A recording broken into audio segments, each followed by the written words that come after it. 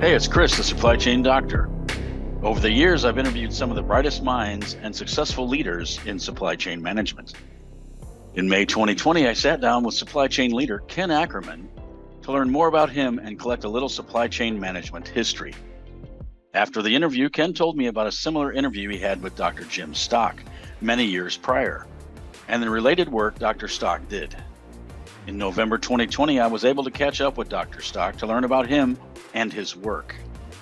As an academic in the world of transportation, logistics, and what we now call supply chain management, Jim was well connected to many of the original academic thought leaders in the space. Jim did interviews with many of these thought leaders and shared them with me. The list includes Ken Ackerman, Don Bowersox, James Haskett, Bud LaLonde, John Langley Jr., Tom Menser, Tom Spee, and Daniel Wren. To carry on the great work started by Dr. Jim Stock, I'm dusting off these interviews and bringing them to you to help you get a better understanding of supply chain management and hopefully become a more effective supply chain professional. In what ways, over the lifespan of all those doctoral students that you've had, do you think is some of the most significant changes you've seen take place in the profession during that time period? Well, the absolute most important change has been technology. I mean, the computers and high-speed computers, storage, immense storage, your ability to manipulate and recreate and manipulate global distribution systems. And we couldn't do that back when I started in this business. I mean, they used to do a gravity model. The phone company, when they were locating switches, they would take like a board with a bunch of holes in it. Mm-hmm. They dropped you know the story, the cords through, and then where the nut ended, that's where they put their exchange device. And now they do elaborate dynamic modeling to find out where to put a big box store. Walmart uses economic geographers to try to figure out where to position their store. Kroger uses economic geographers to figure out where to locate their stores, and they all have models. And so what's happened is our ability to manipulate large databases and now to encode various things flowing through the system. I saw a presentation recently on our national ID card, that is in Congress, and they're trying to promulgate, and there's a lot of people that don't cotton to that idea. But the idea is that you would have an ID card that would have all your data on it, and it would be in a national data bank that 50 states. It would be done through the deputy registrars, where you get your license, and all 50 states would be connected. So if you went anywhere on a plane or anything else, all you do is weigh your ID card, and they'd be able to find out, where you lived and age, sex, digital picture, so on and so forth. And there are some people that think that's an invasion of privacy, and I think they're right. But anyhow, that wasn't possible till recently.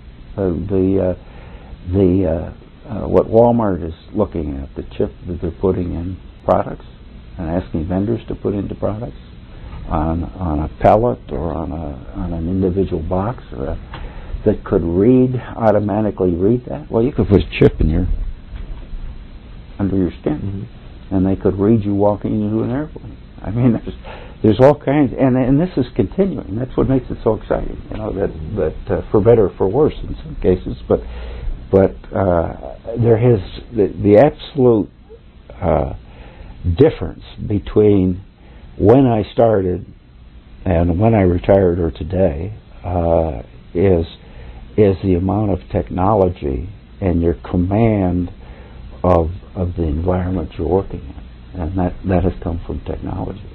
High-speed computer sharing, global computer sharing, satellite, all kinds of stuff, and it's made a world that's more controllable.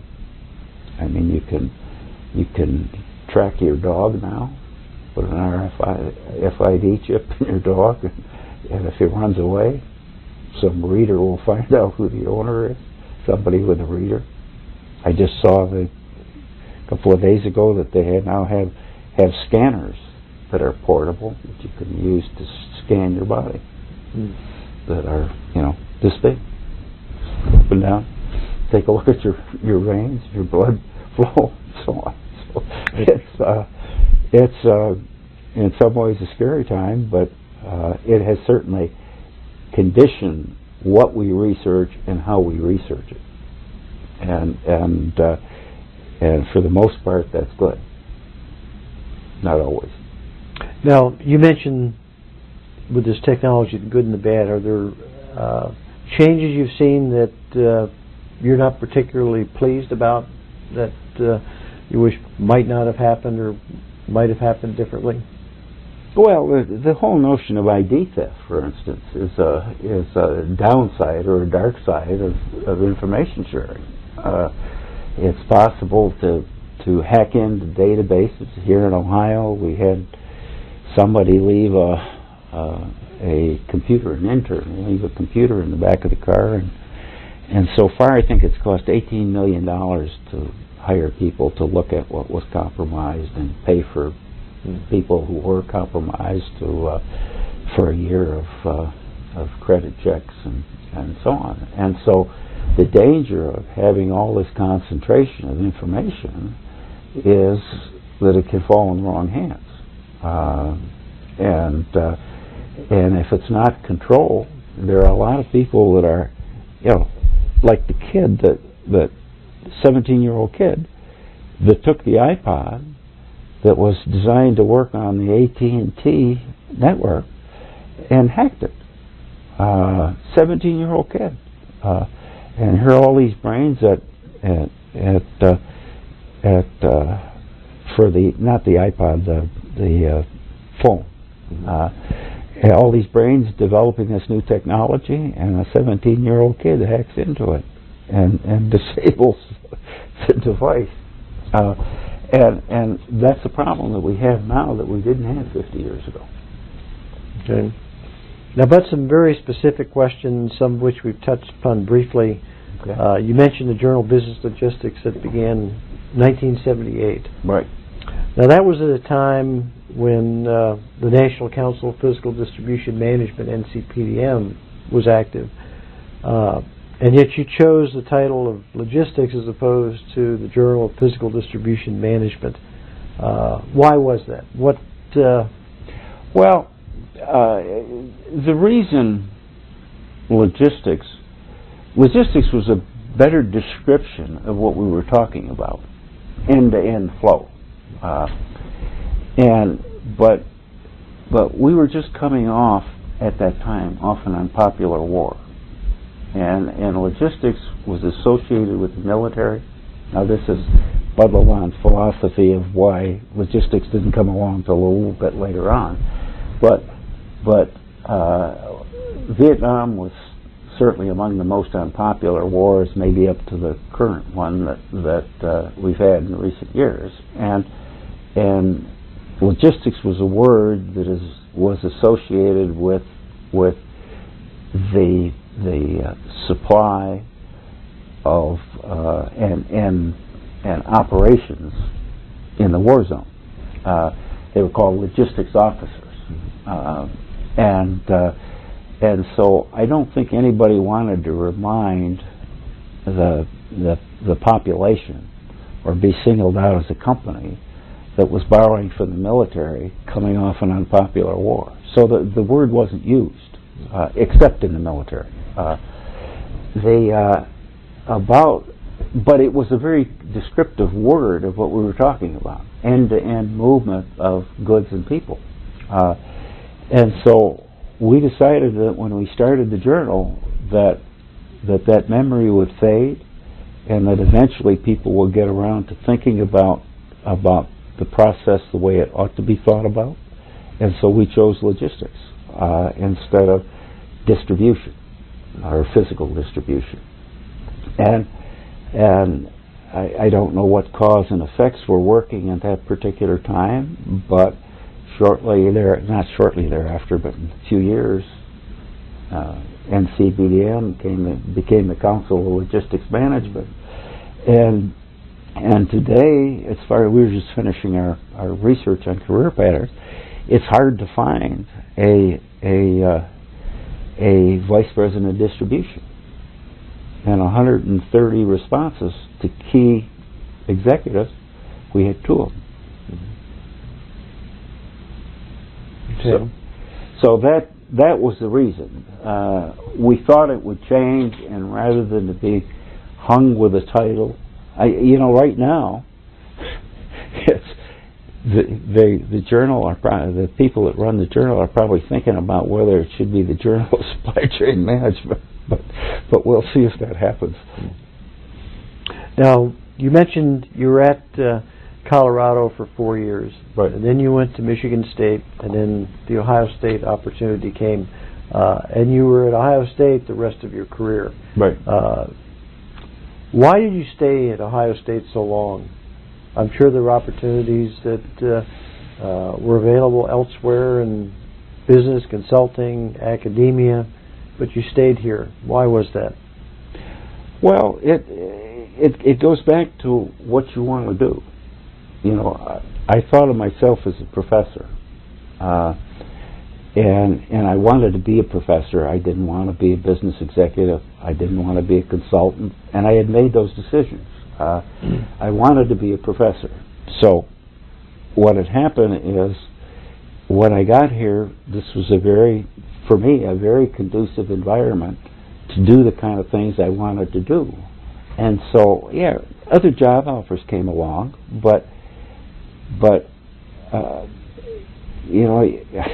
said I never did anything for money. I don't think in my career. I suppose all of us do things for money from time to time, but so if another $10,000 or $20,000 or something a year is not important enough, it's not enough to move you. We had good graduate assistants, we had good PhD students. If you want to be a professor, that's what you want. You had good classes, receptive classes. We had a strong undergraduate program. We had recruiters coming, and we were the 5th major out of 13 in terms of size, and we were the only major in the first 10 that was completely voluntary. You could get through the Ohio State University College of Business without ever taking a logistics class. Everybody that was there because they chose to be there, and yet we were the 5th most popular major in the undergraduate school. We were the 1st or 2nd highest salary going out into industry most of that time, and you say it's working, and we've built this into a viable kind of program, and it's doing the kind of things we want. Why would I want to go anywhere else and start over again? Okay. Now, often in our discussions, you mentioned the professional organization NCPDM, then CLM, Council of Logistics Management, and now CSCMP, Council of Supply Chain Management Professionals. How did your relationship with them initiate or start, and how has it developed over the years? Well, back in the early days, George Dekowitz was the executive director, as you know, and George was originally from Columbus. I didn't know him when he was here, but he started here, and then he worked with a freight rating kind of organization. And then he went as executive director, and so we were fellow Buckeyes for a while there anyway. And we went to that meeting every year, and we thought, again, entrepreneurship, leadership, we said, we ought to get more educators involved in what's going on here. Because they ought to, this is their lab, they ought to see what's going on. And in the early days of CLM, and it might have lost some of that now, I'm not sure, but there was almost a fraternal feeling among the people. And you could sit down and talk with George or the board or whatever, and if you proposed a good idea, they'd say, go with it. And that relationship, that was a growing organization. We were a growing program. The field was a growing field. And it was marriage made in heaven. And George was very receptive to many of the things we did. Not receptive to others, but most of the things we did, we didn't have trouble with George or the board on, and they saw us positive things. The journal, we ran the journal for almost 4 years, and then CLM took it over as a house journal. And instantly, we had 8,000 more subscribers. Wonderful deal. We didn't have to worry about fulfillment or anything else. We still maintained academic control of the journal. Again, a marriage made in heaven. So. Now, when you think of that organization with 3 names over the years, with perhaps membership during peak years of 15,000, 16,000, and then 9/11 occurring, and a lot of organizations having difficulties, but now with 10,000 plus members, very few, as a percentage in numbers, are academics, and yet the organization is very academically oriented. What role do you think you had in shaping the organization to be so academic friendly and oriented? Well, that was a fight at the start, because, for instance, in a journal, the academics know they need a journal in the field that is peer-reviewed and respectable in order to publish and in order to get promoted and all the other things that go along with it. And so when we started the journal, that was our motivation. We said, we have to have, there are ducks from every pond in this particular area. We have to have some way of bringing a focus. And so that's why we started the Journal of Business Logistics. But there was a constant,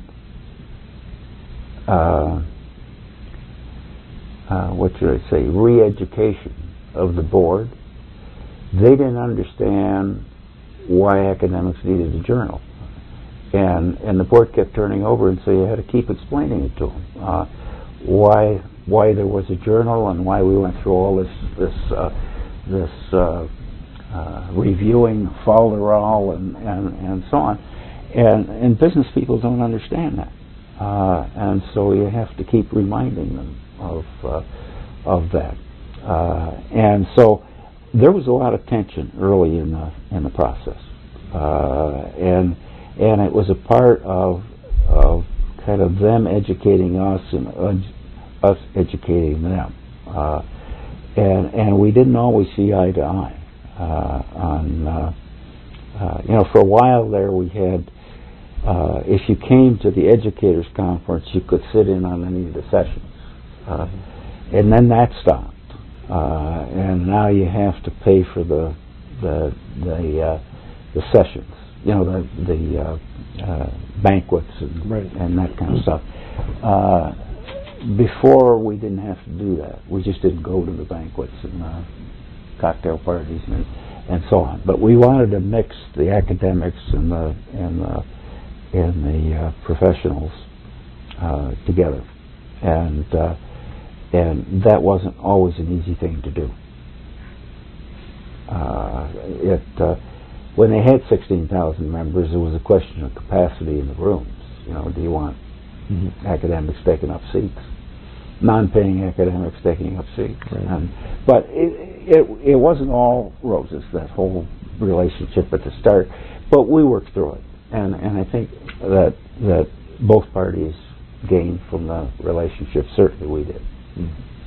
Are there any other professional organizations that you would say have been important in your career? Well, early in my career, SOL, Society of Logistics Engineers. I've kind of drifted away from that organization, but it's a good organization, and SOL does the same kind of thing that CLN does in the public sector, defense electronics and defense industry, and they're like two separate worlds. There's SOL over here, and CLN, and they don't really have much interchange. But that organization, earlier in my career, the American Marketing Association, it was an important part of my life, and still is in a way. So I'm not as active there. I stopped being active there. I'm still relatively active in CSCMP. Okay. As you overview the profession, what do you believe to be the most significant academic and practitioner developments prior to 2000? Well, prior to 2000, the computer technology is certainly one of the most important parts of it.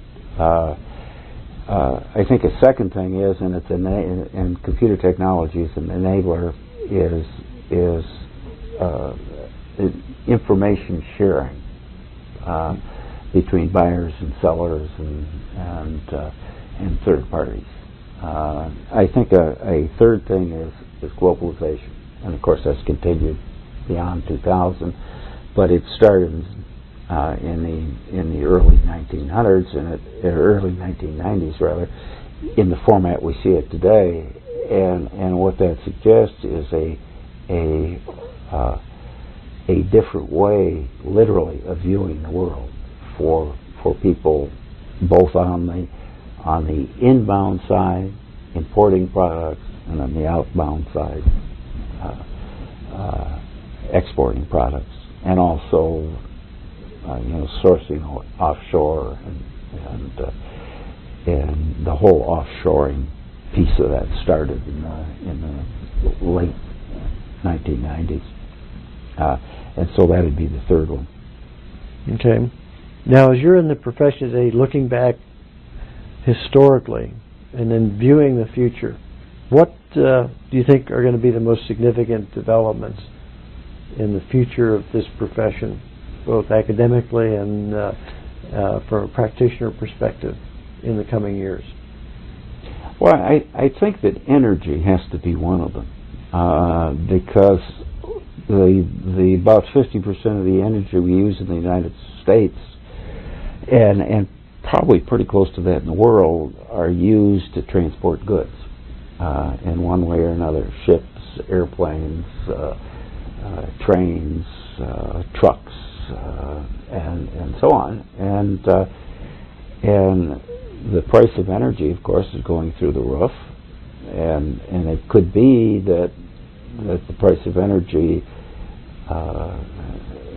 back a while back, I think it was Morgan Stanley said that price of a barrel of oil could go to 105, and everybody said, well, it was back when it was 40, and everybody said, that'll never happen. Now it's 80. It might happen that it's 105, and every time that happens, the price of energy goes up. The relative energy efficiency of various modes of transportation change. It costs 7 times as much to fly a product in an airplane as it does to put it on the ocean, and it costs per pound. It costs about 40 times as much to put it in a truck rather than put it on a rail. And so as energy becomes more expensive or stays as expensive as it is, I think we're going to see some modal kind of shift, which cascade down into customer service and customer service expectations and information systems and so on. But I think energy is going to drive a lot of that change. And even if we get ethanol, which I have some doubts about, or enough of it to do any change in the efficiency between modes, I still think we're going to see some major shifts, and we've seen one. I mean, we've seen products normally move from east to west. With all the imports coming in from China, traffic has shifted from west to east. I mean, the containers and stack trains coming across the U.S. into the more densely populated eastern part of the United States. So the flow of traffic has moved from one direction to another, and that's all happened in 7 or 8 years with China imports. So I think that's another. I think energy is going to drive a lot of those kinds of changes.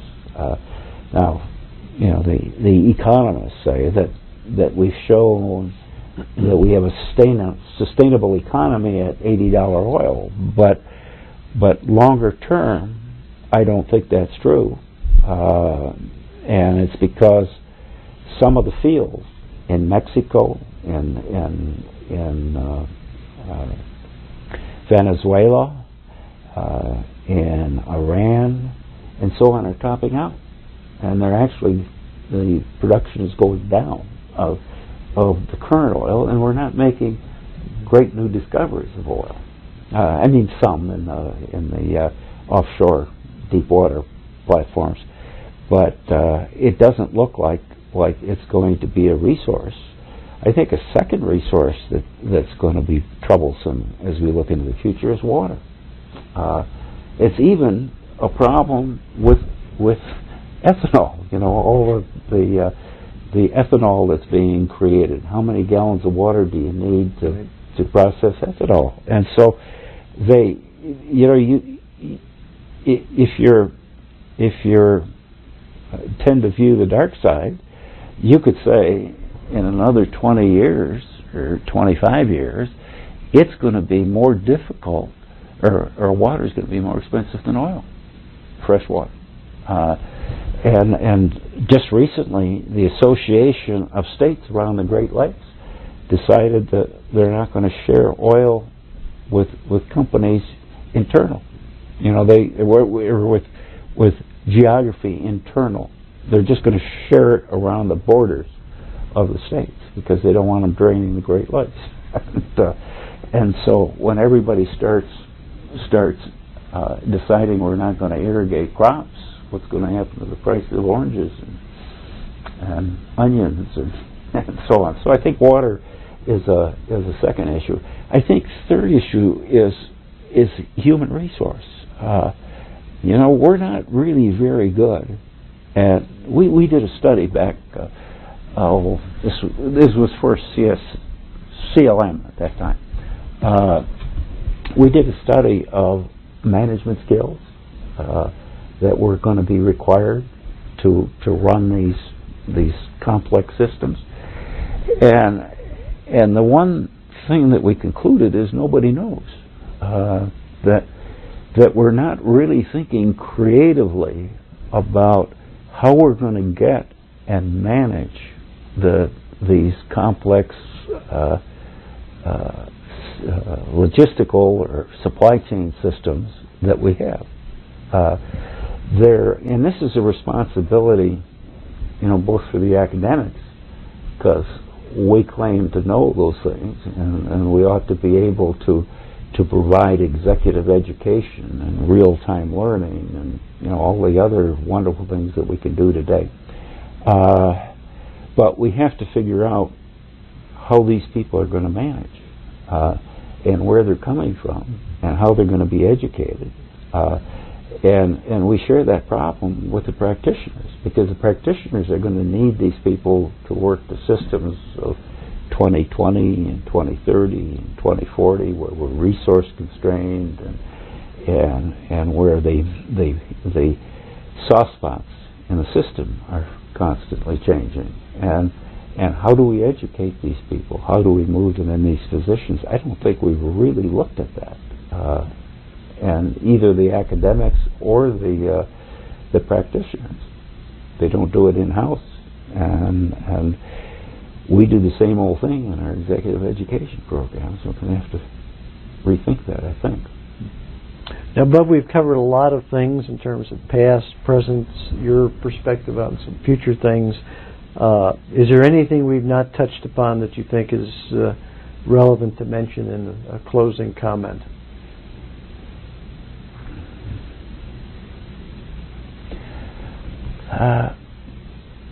I guess I would reinforce that notion of human resource planning. I think that most companies really do a lousy job of that.